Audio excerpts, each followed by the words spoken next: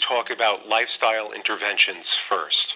So when we're talking about lifestyle interventions for fibroids, we go back to the basics of the imbalances that are leading to the fibroid to grow. So we're talking about increased visceral adipose tissue, increased insulin, and increased inflammation.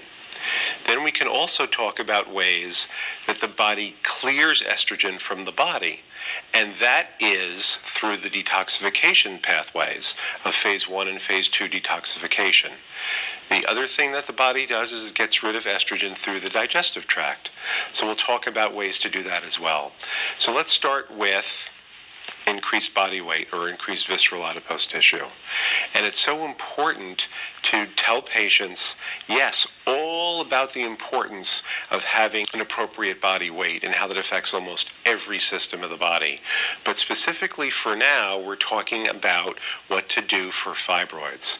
And so it's getting rid of that visceral adipose tissue. And the best way to do that now is through a combination of healthy eating and appropriate exercise.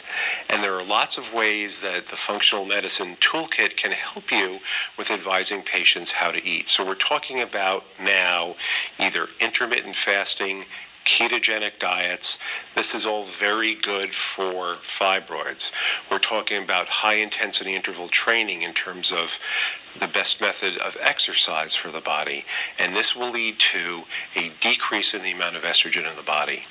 In terms of normalizing insulin, it's the same thing. The diet, but this time it's more of a keto or a cardiometabolic diet, and looking at the appropriate types of fat and making sure that we're eating low glycemic index foods. So it's critical to add that low glycemic index filter to the foods that we're telling patients to eat. Same recommendations for exercise. And then we have nutraceuticals, which are so important. Things like alpha-lipoic acid, cinnamon, chromium, vanadium. Those are all of the ways, and of course also berberine. So those are ways that we can normalize insulin levels. There's acacia, there's certain hops derivatives as well. So those are the nutraceuticals that are important for normalizing insulin. Then when we talk about the way that the body releases estrogen, we have to make sure the detoxification pathways are working properly. So we have to make sure, first of all, that we're not taking too much exogenous estrogen into our body through foods that we may not be aware of. For example, dairy. It's been shown that milk has bovine growth hormone that can have estrogenic effects. So just going through a list of those xenoestrogens and making sure that we avoid them is so important. Then we need to be able to detoxify. So taking supplements that help the liver in phase 1 and phase 2, we have to methylate well to get rid of our estrogen.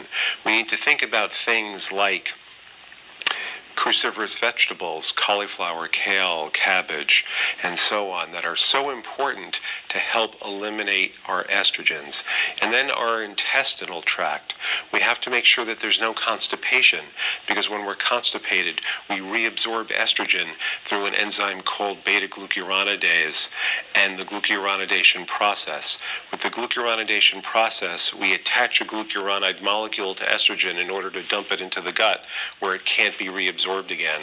If we have a microbiome that's not healthy, then we're going to have too much of the beta-glucuronidase enzyme, which cleaves that estrogen-glucuronide combination. Once it's separated, the estrogen can be reabsorbed and go back to that fibroid. So you have to make sure you've got a good microbiome with a good probiotic, and you eliminate constipation. So between gut health, improved detoxification, normalizing insulin, the right exercise, and the right diet, those are the foundational interventions for lifestyle ways to decrease fibroids.